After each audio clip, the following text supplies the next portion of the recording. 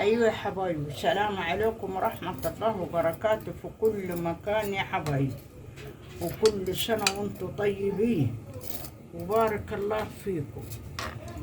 دلوقتي أنا حاعمل معاكم كده طاجن بامية كده باللحمة، وكل سنة وانتم طيبين يا حبايبي. اهو بالصلصة اللي خزنتها معاكم والبامية اللي خزنتها معاكم حاجة نفعت والحمد لله، رضا من الرحمن. ها يا حبايبي، بسم الله الرحمن الرحيم. اللهم صل على النبي الغالي. هاي حاجة بتنفع، حاجة بتكون جاهزة، الواحد مش قادر. الحمد لله يا رب. الله، اللهم صل على النبي.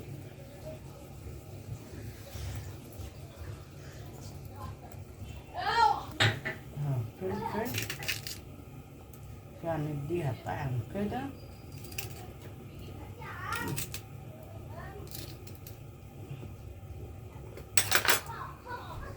ضرب شت الثوم كده، فص الثوم يا حبايبي، فلفل بطحنة،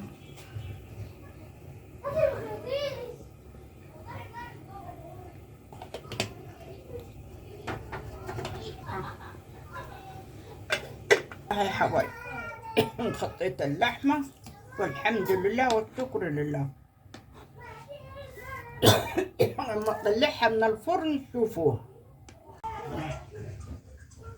اي حبايبي، هاي دلوقتي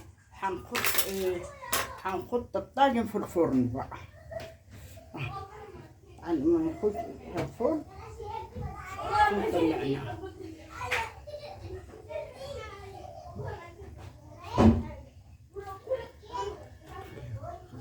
ايوه يا حبايبي، ادي عاد حاجه جميله. اللهم صل على النبي الغالي.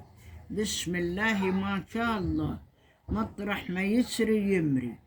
وتفضلوا عمانة، كل سنة وانتم طيبين. الشهر الكريم ده كده يا سلام.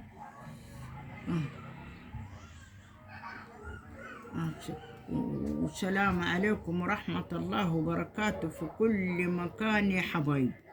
السلام عليكم، وربنا كده نقوام سبحانه وتعالى. إن شاء الله تسمع صوتي، عشان أنا ضلك الشهر الكريم ده حتى يعني ما ببص لمسلسلات ولا لحاجة. أنا كده بقرأ في المصحف. ربنا يتقبل مني يا رب وقدرني يا رب. ها يلا صور.